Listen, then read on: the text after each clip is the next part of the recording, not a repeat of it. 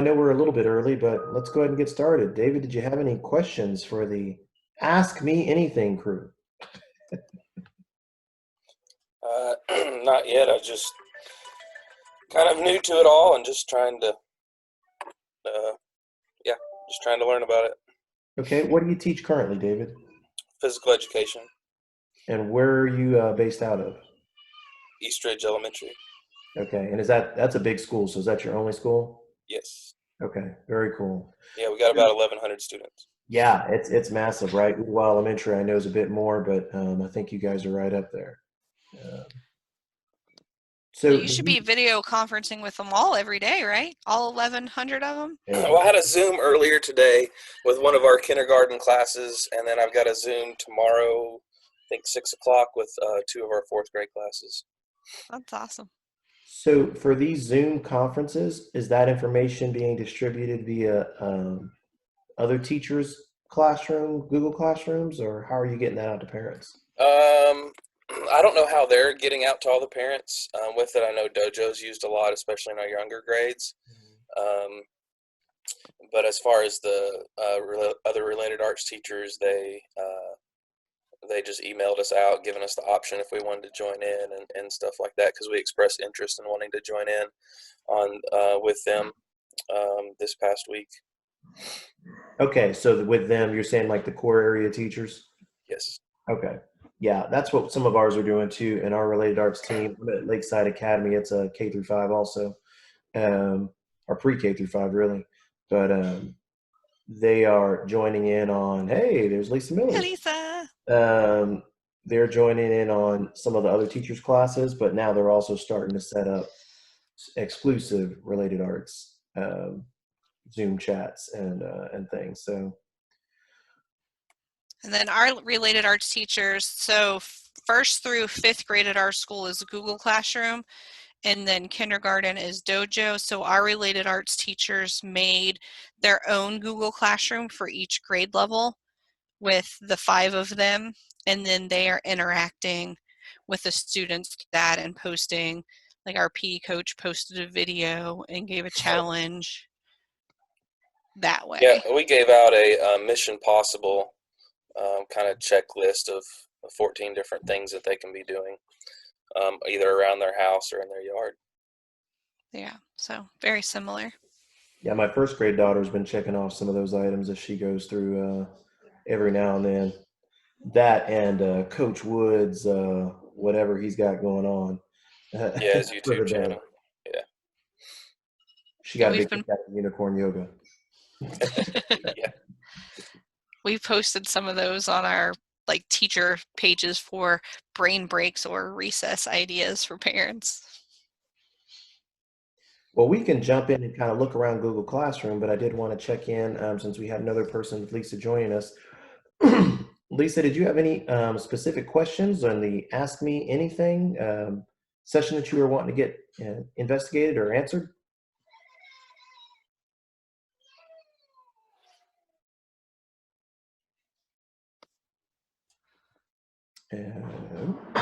Oh, there you are. You froze for a second.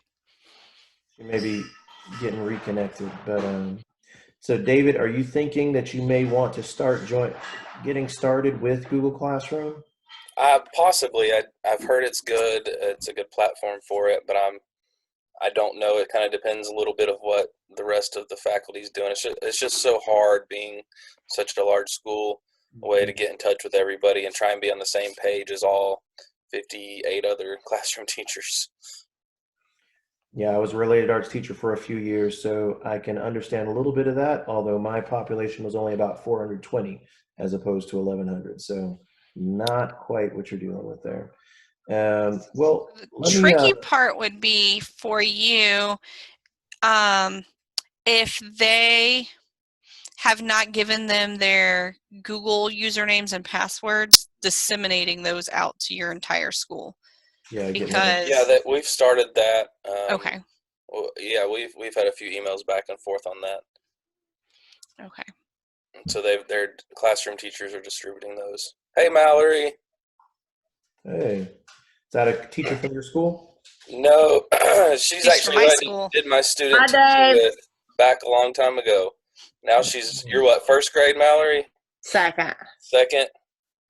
Miss you, girl. Wow. Hope you're doing Oh, good. you're just right down the road. I know. Get busy, Ford. I'm busy all day. Lisa and Mallory, as you guys are getting in, we're ready to poke around in Google Classroom a little bit, but before we get started, I wanted to check to see if you guys had any specific questions that you wanted to get looked at, or platforms that, or anything else you're just wanting to make sure we talk about. And I think I had some trouble with it. Had some trouble Jill, with did you already ask my question? No. Hold on, Okay. Lisa. What? We didn't hear Lisa. Sorry. We only Okay. heard the end of hers. Hold on. Let me go. Yes. Okay, so I did a Google Forms within Classroom and put it on there. When I created it, though, it won't let me do what the correct answer was. So it's looking like they're all the correct answer. Okay, so you had a forms question specifically. It sounds like you wanted it to grade the form. Yes, or at least show them what was right or what's wrong. So it's not Gotcha. anything they click on is right or wrong. Gotcha. Okay, well, we'll take a look at that after we get kind of into Classroom a little bit. And then Okay. it sounds like, Michelle, you have the question already from Mallory. Is that? Yes. So earlier we found the feature, or she found the feature for Netflix that was like a Netflix party, and you could have a chat box going.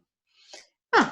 But when you send the link, I guess our question is, one, we couldn't get it pulled up on her son's iPad, or not iPad, Chromebook that's Hamilton County's, because I guess Netflix is blocked. Mm-hmm. So is that the case? And then also, do you happen to know, do they have to have a Netflix account to join that party? Or is the host's account good enough? That's a great question. I just found out about Netflix Party yesterday. I know it is not Netflix. It's a third-party app, no pun intended there, that goes on top of your Netflix Party installation. So I would have to look at that, but my thought is that you would have to have Netflix, but again, I really don't know. Okay. So we'll have to take a look at that. But I do know it's a third party. I don't know that Hamilton County would have blocked it already. Yeah. Mallory, is that? Yeah, but my other question, I guess, because Michelle and I we wasted a day trying to figure it out. We have some great work that we had for the kids had we been in school. But when we would share it on the Google Classroom, like there's no way for them to write on it. We've tried every little PDF kind of thing. Cami was a disaster. It can be. And it took over our computer. It can be a disaster, yeah. We assumed that the kids would have to have Cami too. They will, yes. Yeah, well, see, that's the problem in itself. So how can we make a PDF where the kids can actually write their answers on it? Yeah, that's going to be a good one. Hold on to that one, because that's going to put us down the rabbit hole a little bit. Or I stayed in a rabbit hole for 2 days. Yeah, well, we need to get you out of there. I'm going to put my screen up here as we talk a little bit about Classroom. I won't be able to see you if you do a chat feature. I'll monitor it. But Michelle will keep an eye on there. All right, so I'm going to just go to classroom.google.com. My default screen is going to show all the classes that I am either a teacher in, because I created it, or I have been invited to be a teacher, or I am a student. So all of these are classes that I'm somehow connected to, whether as a teacher or a student. Inside Google Classroom, if you get into it, you'll see there's this 3 little lines, horizontal lines up here. That's your menu option, and it lists all of those classes over here. This is your Google Calendar link for all of your classes. So if I click on that, it will show every single thing that's for all the different classes by color. how they would show in your Google Calendar. And then as I scroll down here, you can see that I've got my archive classes as well as my settings. And the settings are mainly around your notifications. So I can see I have turned on email notifications for all of this stuff. If I turn it off, it gets rid of all of those items. So if you don't want to just get rid of everything, you can come down here and get a little more granular with what you'd like to get notifications for. But currently the default, at least, is everything gives you an email notification, which can be really overwhelming, especially for our related arts teachers. If you're getting, say, 800 emails about kids putting comments on work, right? That's crazy. So I definitely would recommend going through and turning some of those off, tweaking them, and then as you start to see, okay, maybe I need to get some things, you can adjust it. I would say down here in your class notifications, this one is email and mobile notifications. The mobile notifications are pretty handy because it'll pop up on your screen. So that'll let you know, like, I'm not just getting the email up here, but I'm also getting that mobile pop up on my screen. So that's where we are. One of the things, the main focus of Classroom is just like the name says, it's to kind of duplicate that classroom environment, but digitally. So I've created one over here called Sandbox. It's just a place to explore and make up and do silly stuff. If you wanted to go into, well, let me just slow down. Up here is the stream. That's like if you look on Facebook and you think like your wall, it's just a running commentary of all the stuff that's going on here. It'll be a combination of comments and posts and assignments and responses. All of that will show up right here. If you want it to be a little more streamlined, you can come into the classwork. This is just for the teacher or teachers of the class to create assignments, topics as well, and that's the only thing that'll pop up here. People are all your other teachers and students, and then grades is just like what it sounds like. As you start to grade assignments, you'll see that pop up here. On the people side of it, you can give students a code. You can see here it's showing this code is what they need to type in when they go to join a class, or you can show it from the front here, the class code. You can zoom in on that a bit and even go for to make that available from a television or maybe like a projector. And then as you get into that, the kids get joined. They'll show up here in the people tab. You can also invite kids and by typing in their name or email. And again, you literally, like, if I just wanted to, so teachers you can invite as well right here. And if I have like a student, like I just did her initials, that's one of our students here. So you can pull teachers and students in that way. Do be careful if you invite a teacher as a student, make sure that they have been a teacher for a classroom at some point prior to your invitation, because otherwise if they accept as a student for the first time, it will make them stay a student. So then that requires some extra work from Hamilton County to fix that. Or you can invite people as teachers here, but do be careful. You can invite students to be teachers even in that one. So just make sure you know who you're getting as you invite those people. Up here in your settings, this is where, and I'll show you again if that went too fast. The cog up here in the top right, this is where when you set up your class, this is the only part that's required, but you can add all of this. And of course, as your related arts teacher, this is pretty important that you're going to need to know, like what section and maybe not the room, but the subject, if you're multi-subject, or who's the description might be a nice one to fill in, like, oh, this is my kindergarten class, this is the first grade class. And the section might be, Mr. H or, Miss Ford, whatever, as it goes through there. This one is where I want to be real intentional about your stream. This says students can post and comment.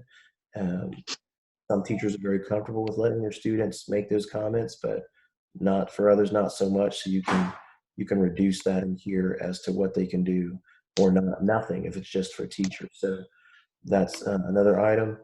And then your guardian summaries, that's after you get students into your class.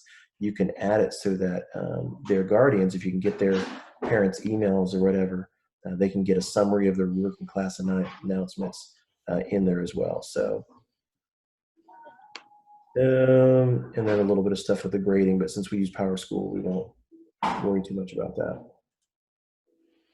When you go to create an assignment of any type, whether that's quiz or question or material, they give you some general posts here. You can also make topics, and topics aren't really going to be assignments, but they're think of it as like maybe units or categories that you can classify assignments. So once I make a topic, say I want this to be my volleyball unit or my maybe like cross country unit, I'll put those topics here, and then if I put an assignment out there and I want to assign it to that topic, then I can kind of add that label to it.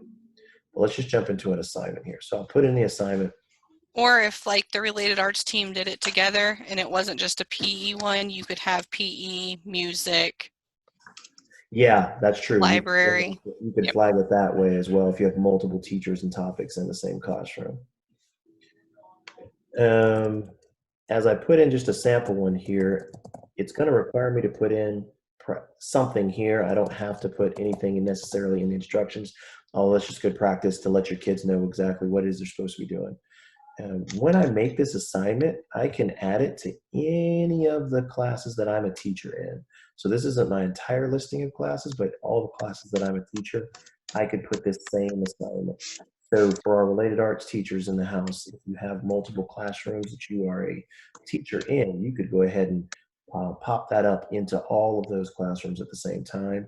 And you can even determine which student specifically, if you're interested in doing that. Assignments do not have to be graded. And at this time and season of our instruction, ungraded probably is a good idea for a lot of those. And then the due date, you can assign whatever you'd like. If you do create a date and even a time, it will allow students to turn it in after that time, but it'll just put a mark up that says it was late. And here's those topics we were talking about. If you had a topic, this is where you could go ahead and then flag it. Originality reports is just around copying. Like if people are copy pasting like Wikipedia articles or something else, and they're turning that work in their assignment, if you check that box, Google will automatically check that assignment for you. But here's the big caveat. You only get 3 assignments per class to run these reports. So until Hamilton County decides to upgrade our Google, our G Suite, that's all we get. We get 3 assignments per class. So be careful and thoughtful on which ones you turn on, because once you're out, you're all out.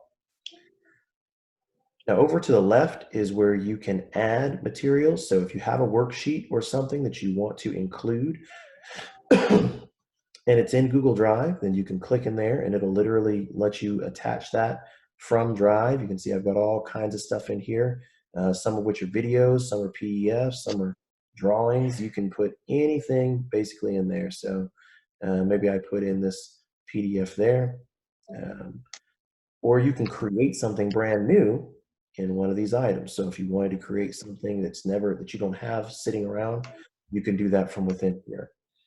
When you do add an assignment, you get some choices as to how students get access to it. In this one is a PDF. Students can view it. So they'll open it up. Everybody's looking at the same thing, and that's all they can do. They can look at it, read it. They can make a copy of it, but they can't edit anything that's on here. I can give everybody edit access, which I've done for teachers, but that's like giving everybody like the same giant piece of paper, and everybody can write on it at the same time and type in there. So there may be a place for that, but I definitely don't usually recommend that for students in a classroom environment. And then make a copy for each student is like the one I usually do. Every kid gets their own individual copy. Cool thing about that is it'll go ahead and put their name at the top of the assignment for them. And then it'll say dash.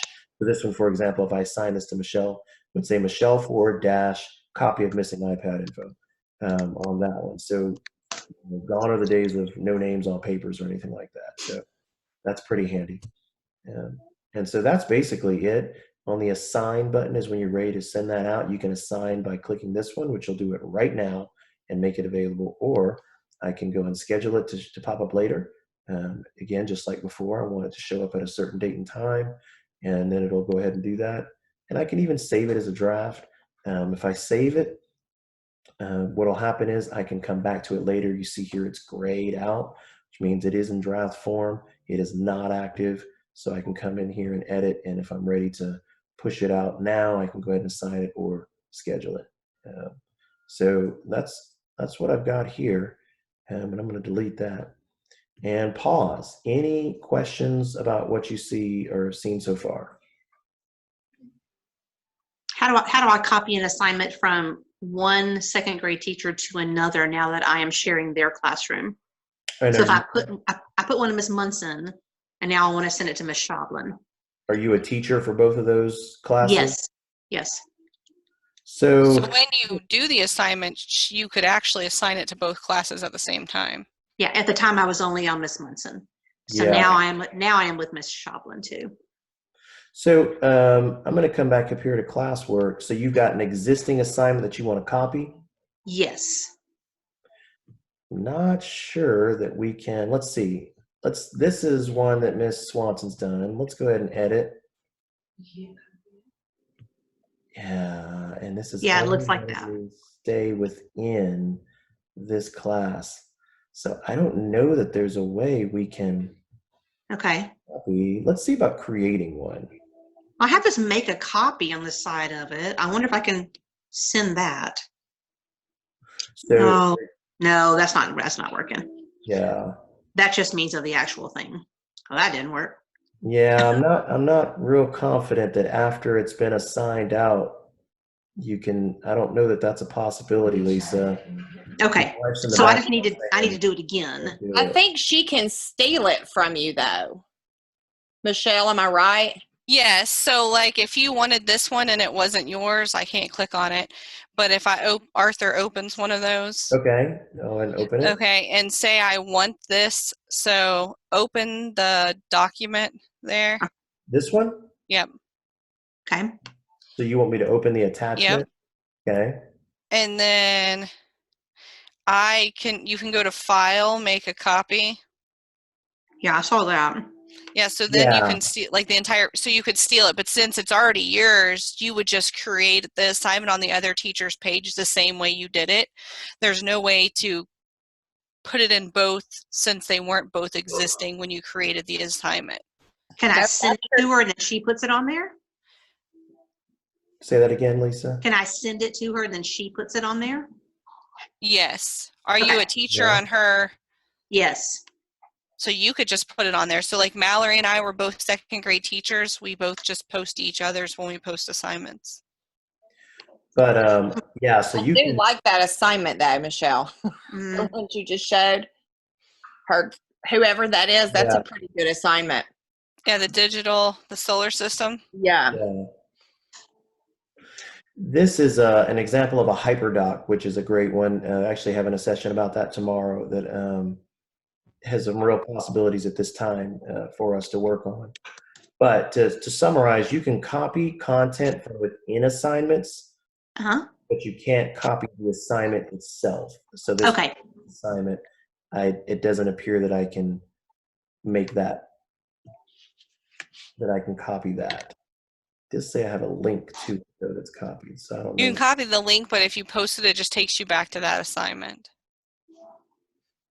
So yeah, so if I copied that link from Swanson Squad for this planet's assignment and I go over to Dorseyville or something and I paste that link, what does that do? What about if you go to the sandbox so you're not putting it in somebody else's? That sounds like a great idea. I like the sandbox. This is hilarious. Because we're playing in it, just like we play in a sandbox. Yeah, I like that. Oh, I see. So I could put the link here, Yeah. add that link, and it takes me to, oh, it's going to force whoever it is to sign in. Gotcha. So it's going to verify whoever clicks on that link that they actually are able to be in that class. And if they're not, then that's the end of that. Okay. Okay. I just shared it with her and told her and added her as a, collaborator or however you say that on there. So Mhm. maybe that'll work and she can post it this time. Okay. Well, yeah. Any other questions? Can you do we have the time for you to walk through what Mallory asked, like turning a PDF? Like, I know the other day we talked about putting it into as a background and then adding text boxes, and then you also mentioned Cami, but we didn't have any luck with Cami. Yeah, so Cami is the devil, right? It's So Cami is a great tool in that once it gets working, it does its job pretty well. So here is a PDF that I have, this K-Launch flyer, and Cami is ideal for PDFs. When I get to open, I get these choices here, right? And here's a couple of mine, and I can annotate with Cami. But this isn't like set up initially. You either have to go and connect those apps. You can go into manage your apps, and like adding them to the workspace, or you have We to go. can't see your screen. Oh, I'm sorry. I'm showing stuff like you can see it. My apologies. Let's try this again. Okay, so I'm back in my drive. Can you guys see that? Mm-hmm. So here is a PDF. It's a flyer, but it could have just as easily have been a worksheet or anything else that you took a picture of and saved it as a PDF. And then I right-clicked on it and I said open with. And so here are the extensions or the apps that I have set up that can do that. So one of those is Cami, but as I said, that's not necessarily something that's set up by default. You have to add Cami either by going through your Chrome Web Store, or you can come through here in your settings and manage your apps. And then you can see right here where it says connect more apps. It'll take me through that way to pull up some more apps, and then I might find something like Cami. The issue here is you want to make sure, and there we go. So this one is showing up, it's already installed, and anything else that's in here will show up. But if you have a document already clicked and then you go to do that, it's only going to pull up things that are compatible with, for this one, it's Google Docs. So just make sure if you're wanting to find all of them, click over to the side first and then go to look at. But like I said, Cami, when it's doing great, is a really cool tool. You can annotate with it. If you've got a stylus or a finger, you can use it to write over the top of stuff. It does present some interesting challenges when you go to, and I did a test earlier where I wrote on the top of this, when you go to turn it in through Classroom and submit some things. And as you mentioned already, your students have to enable this extension as well on their end. So for our elementary kiddos, that's not necessarily, I don't know what we necessarily want to do, but it does provide for text boxes, comments, markup, you can draw over the top, all kinds of stuff. Now, the other option that you had mentioned was, let me see if I can close this. Let's use, or at least for my brain, like the Hamilton County Math Spiral Review. Okay. If I have it in my drive, that's kind of my example. Mm-hmm. Those are the spiral reviews. So when I taught math 2013, 2014, they were all PDFs. Is that still the case? Right. Okay. Yeah. So I've got something from Sheila. This is grade 3 and some other stuff. I'm going to go ahead and make a copy of this one.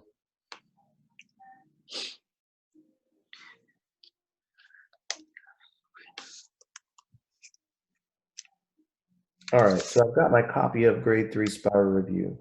One of the ways that I would recommend probably doing that is, Michelle, you were talking about using Google Slides for that. Is that something that you were still working with?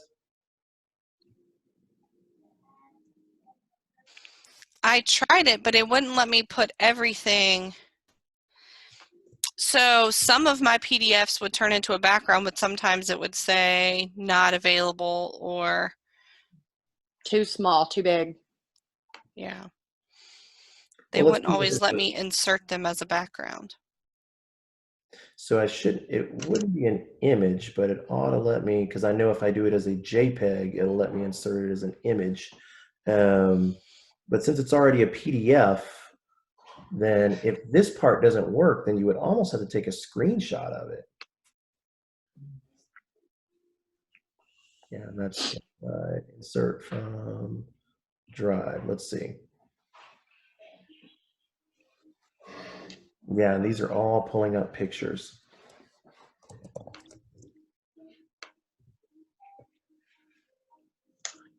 Yeah, all pictures. So then Yeah, my so it would only let me insert a picture as my background as well. So for me, what would I do? I probably would start here. You can hit the print button and then they can write on it with their stylus. If you are really wedded to the Google Slides version, then what I might do is go ahead and get it zoomed in pretty nicely and go ahead and use my screenshot for this one. Put that image in and maybe do one for each slide or two for each slide, which you can usually do with your print screen option if you're using one of the Windows machines. And let's get rid of this stuff. So will you screenshot one of those just so I can see it? Yeah, I'm going to try and do that right now, Okay, great. but it is not pulling that up. So let's go try it again.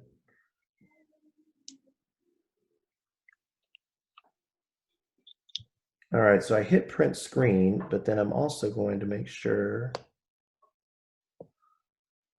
All right, let's see if that did it. Oh, I had my function command turned on. All right.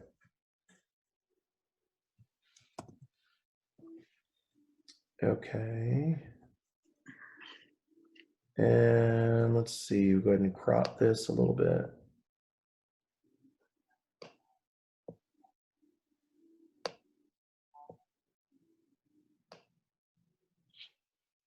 All right, so there's kind of what it would look like for a kiddo that's doing this first one with the pots and the fraction rectangles.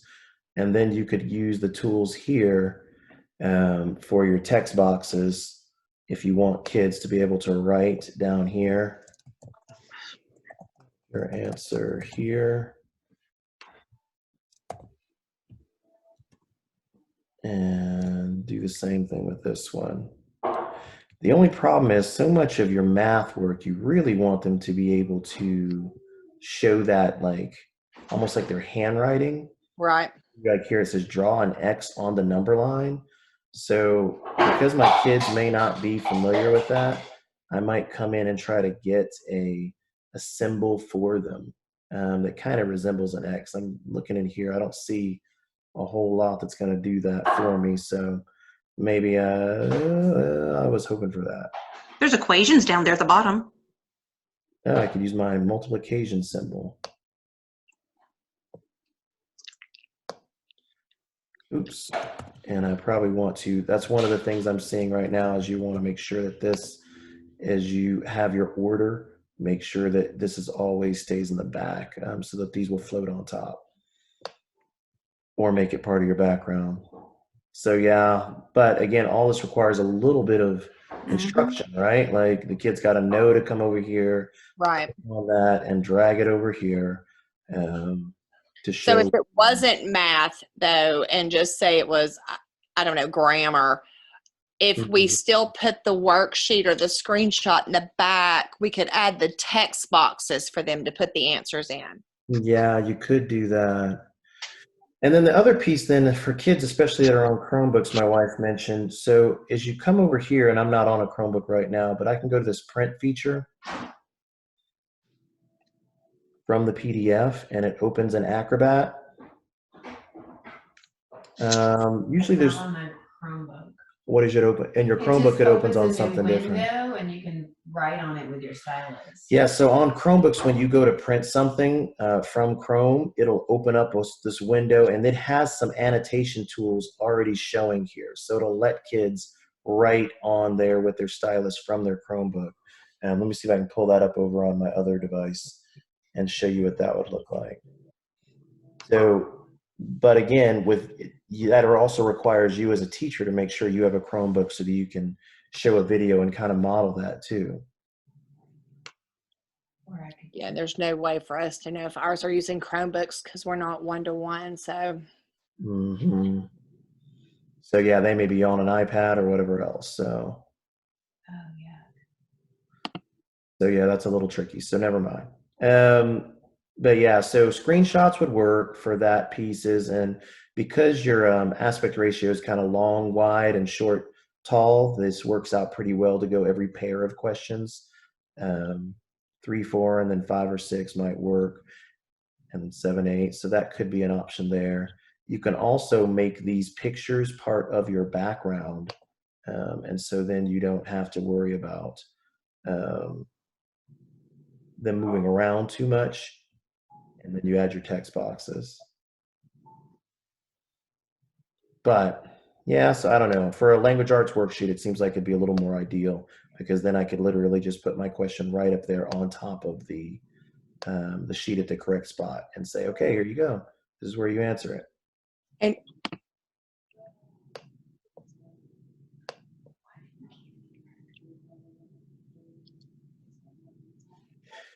Okay, I'm going to stop sharing there. What else, or did that help at all?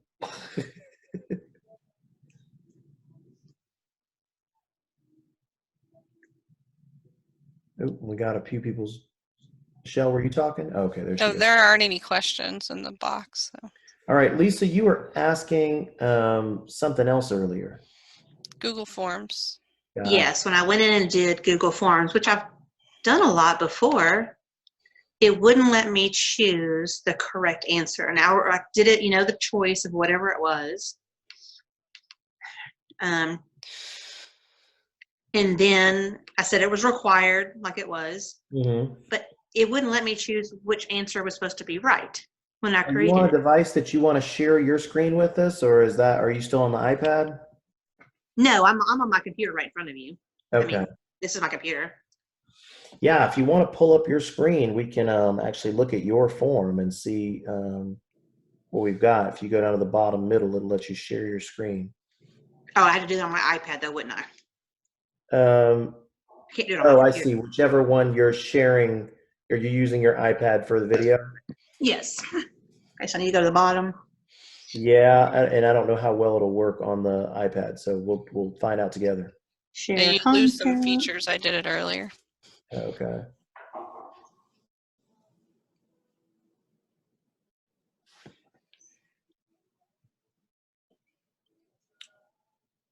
Feel like I should play music or something. This is telling me to sign into Zoom again. Why do I have to do that? I guess I have to. Well, if you want, we can run through on this end and show kind of what just a general form, and then see if we run into your situation, like how to set one up. Okay. That's fine.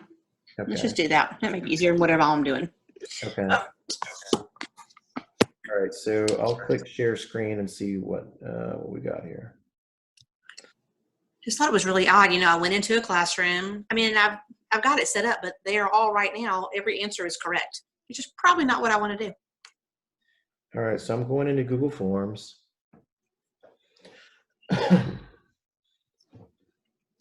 Now, I did it actually on the classroom site. Does that make a difference? It should not. It should still Okay. show up just like this, right? Did you Okay. still see all Yeah, of it? it looked just like that. Yeah. All right, so I'm going to go my question.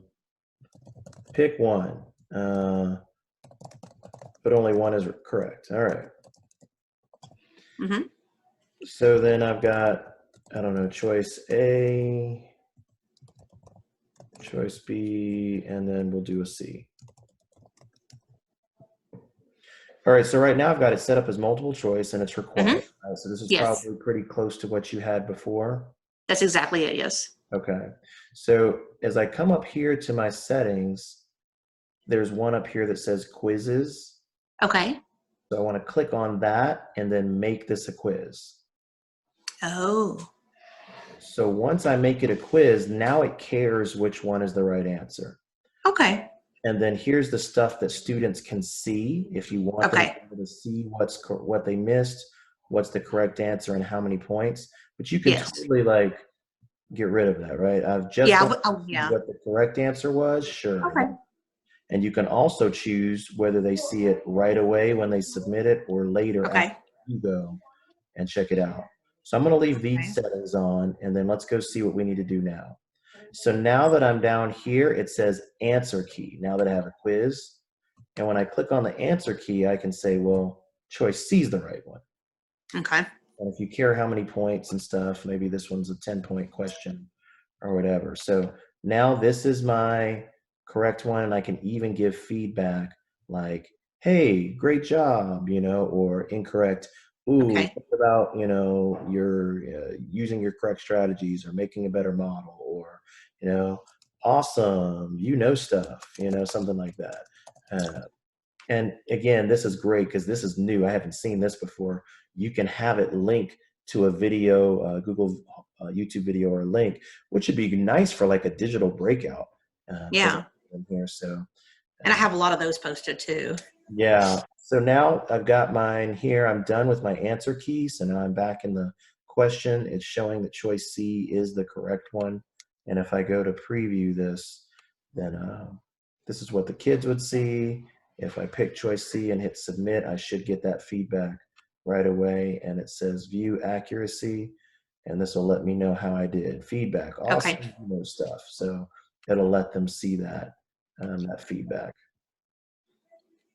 Okay.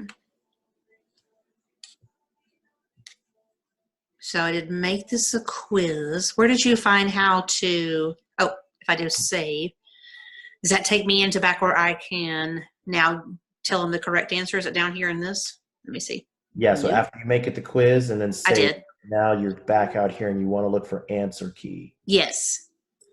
Now what am I doing?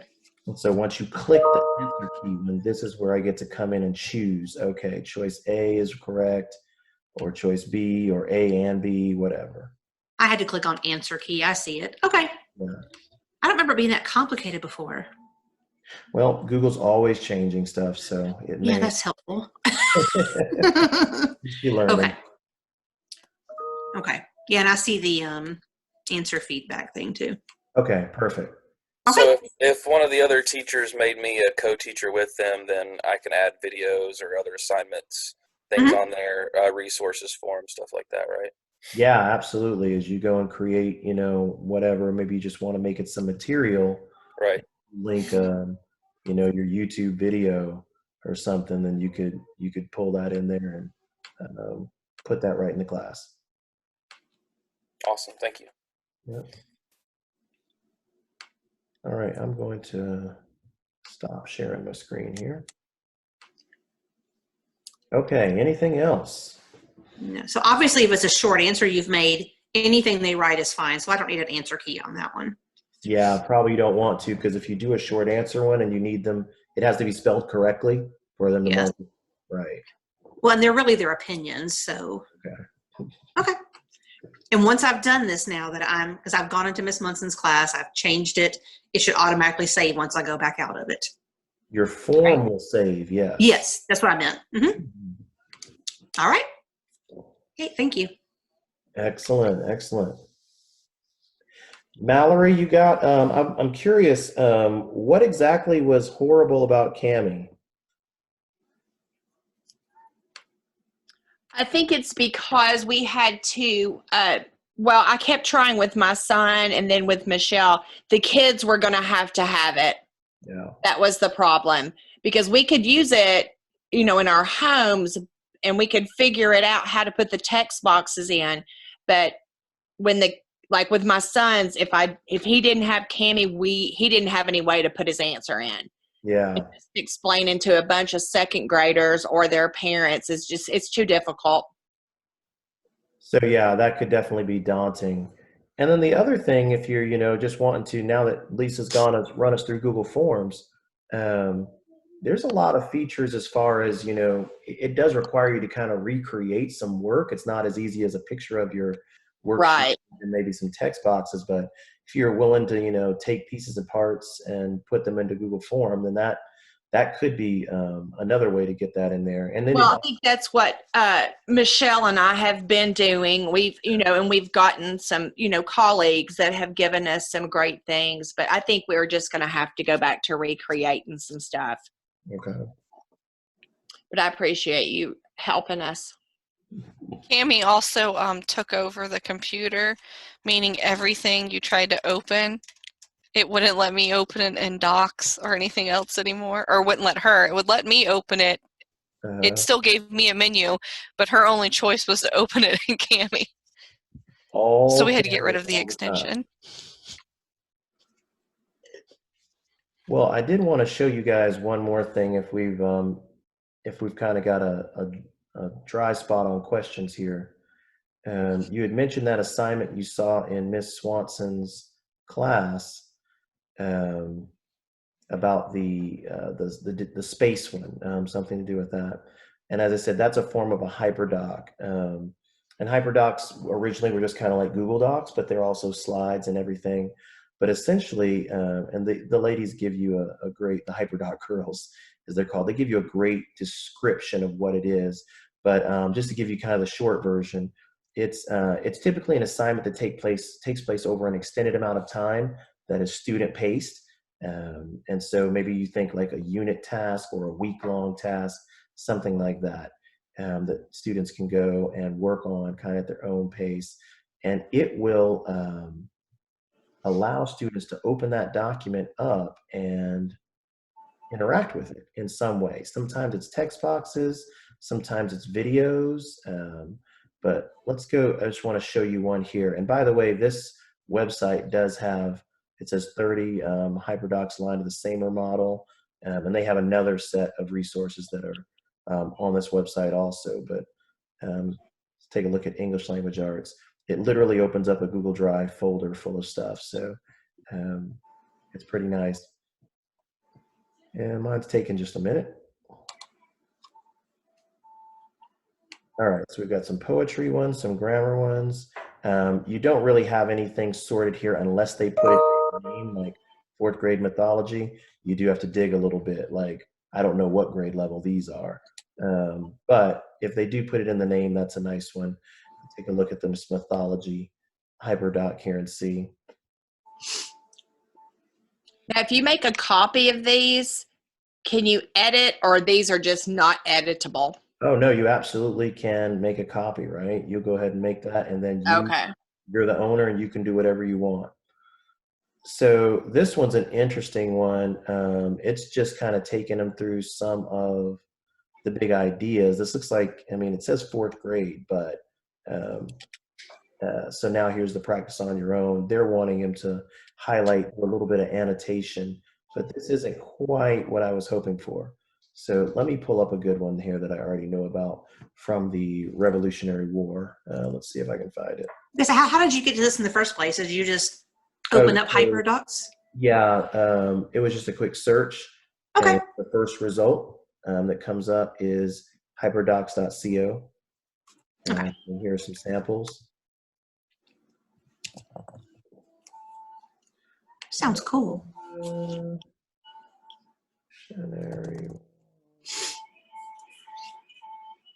Got a little music going for us there. Nice. Hmm? I said someone's got a little music going for us. It's us. I don't like this song though.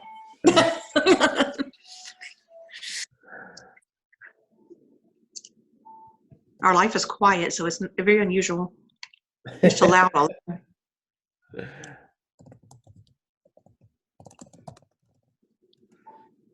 So do you create a hyperdoc yourself? This is neat. Yeah, you can certainly, you can create your own, but then I would say it's nice to get started with some other people, right? So that you can see what they look at. This looks like the one I was looking for by Carly Mora. So this is an American Revolution hyperdoc unit. It's really well constructed. And it just gives you an idea of what are some of the possibilities, right? So it's just her title page, but their kids would open this up. She gives them a little key to help them understand what they're going to see. And so here on this one, we've got the directions over to the left. She's given directions to the teachers, and then so that you can use that. But in this one, we're going to be doing, yada, yada, yada. Your team will add the events to your timeline. They should go from left to right in chronological order. So she's just giving them their directions, what they're going to do.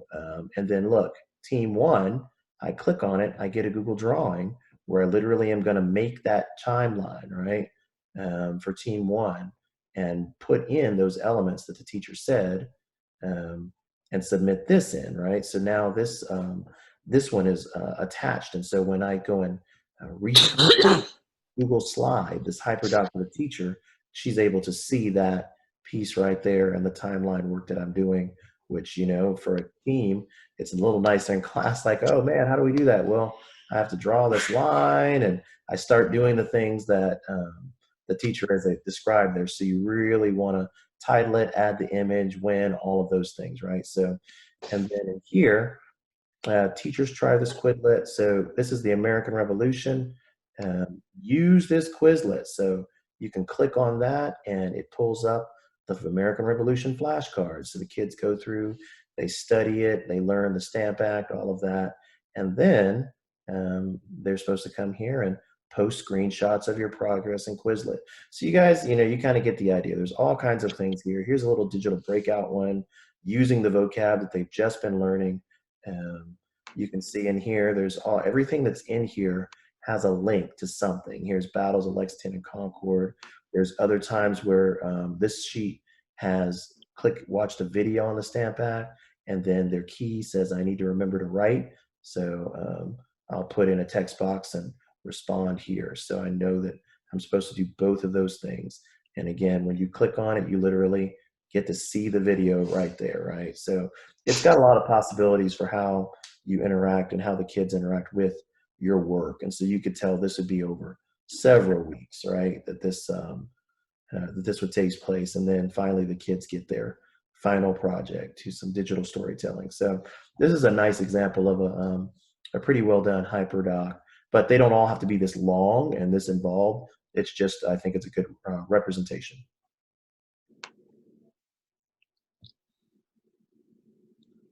All right, I'm on somebody's that has like lab lessons. So and it is huge. So if I wanted to do maybe just one slide of it, like they have one here on Earth Day. So if I just wanted to do that slide, can I copy just that slide and give them that tab? You'd have to copy whatever the document is, but then you would maybe erase the other stuff or copy paste into that. You can kind of arrange it how you like after that. Okay, this is really neat. Thank you for showing me this. Yep. All right, it is 1:52. Any other questions? Oh, Michelle. Thank you. You are welcome, Mallory, and David, and Lisa. Thanks, Michelle. You're welcome.